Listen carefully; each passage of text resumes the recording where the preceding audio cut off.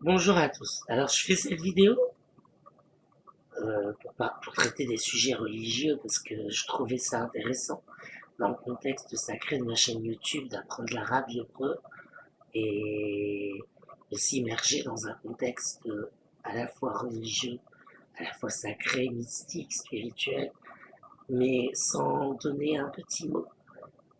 De ce que je pense, on peut s'imaginer tout ce qu'on veut.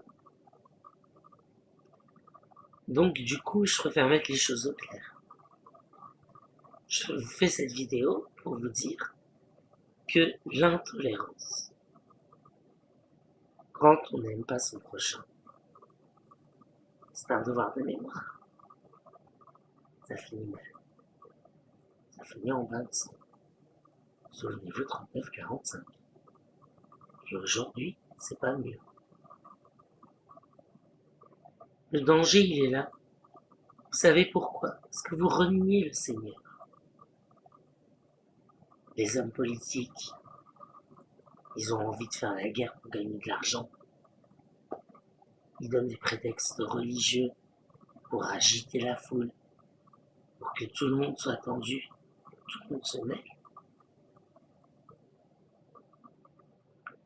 Mais combien de fois dans ma vie, ça je suis désolé de le dire, mais je l'ai dit plusieurs fois dans ma vie, par exemple, Moïse a existé, bien sûr. On a retrouvé des traces des plaies d'Égypte, les sauterelles, les grenouilles, dans des tombeaux, dans des pyramides. On a trouvé des traces scientifiques que les 12 plaies d'Égypte ont existé. Pourquoi faire? Pour que le monde entier s'en souvienne. Moïse a existé. C'est pas le révisionnisme le plus important que j'ai entendu. J'ai entendu pire. Jésus n'a pas existé. C'est pareil. On a trouvé des traces. On n'a pas son tombeau. On a trouvé des traces de ce qu'il avait laissé comme message, comme parabole, sur des peaux de chameau, en hébreu, en arabe, en araméen. Des passages de paraboles. On sait que Jésus a existé. C'est historique. Parce qu'il n'y aurait pas eu tout ça. Tout un évangile pour quelqu'un qui n'existe pas.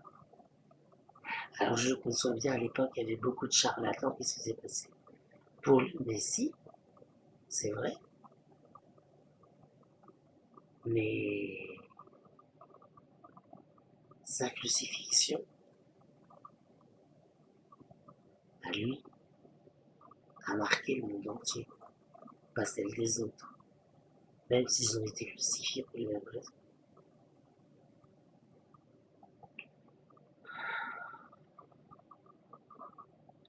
Aimez votre prochain.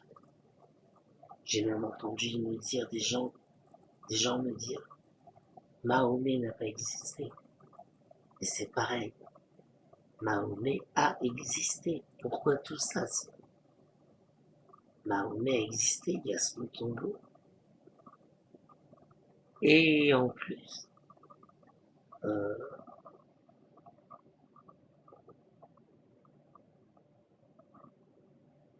c'est depuis un musulman dirait révélation, mais c'est depuis la rédaction du Coran qu'on a une grammaire, une syntaxe et des règles de conjugaison en arabe pour pas altérer la parole du prophète Mahomet.